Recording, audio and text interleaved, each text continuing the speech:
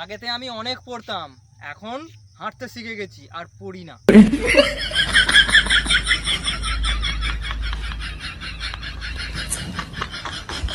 আমি সারাদিন ফোন ঘাঁটি, কোনো বিরক্ত হই না, কিন্তু আমার ফোন ঘাঁটা থেকে আমার ফ্যামিলি যত বিরক্ত হয়ে যায়। আজব সমস্যা। আমি পড়তে বসলে আমার মোবাইলটা গান গেয়ে ওঠে, যারা যারা টাচ মি টাচ মি।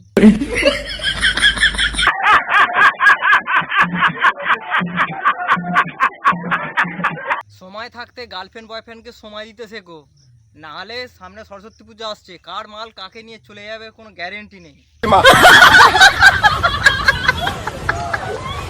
বিয়ের কথা বললে বলিস ফ্যামিলি থেকে মেনে নিচ্ছে না। বলি প্রপোজ করার সময় তুই কি অনাথ আশ্রমে ছিলিস? It's my life, it's now or never. কবির বাবা বলেছেন, যাদের আছে চাপদাড়ি তাদের আছে হাজারো নারী। অন্য দেশে বিয়ের জন্য শুধুমাত্র ছেলে মেয়ে রাজি হলেই হয়, কিন্তু আমাদের দেশে 14 গোষ্ঠীকে রাজি করাতে হয়।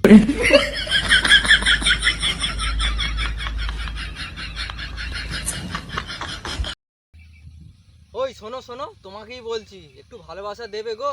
না না, ভাত দিয়ে খেতাম।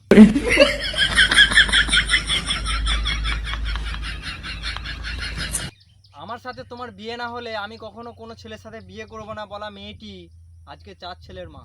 It's my life, it's now or never.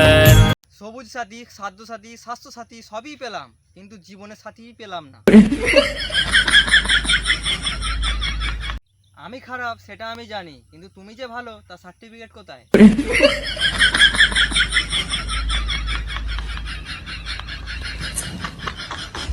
বিয়ের আগে hug day, kiss day, Valentine's day, আর বিয়ের পর জল দে, ভাত দে, চা দে।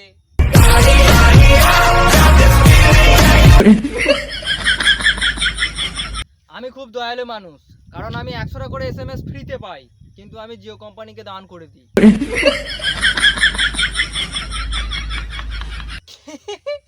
ক্লাস 5 এর মেয়ে স্ট্যাটাস দিয়েছে, স্বামী থাকলে সঙ্গে, শীত লাগে না অঙ্গে।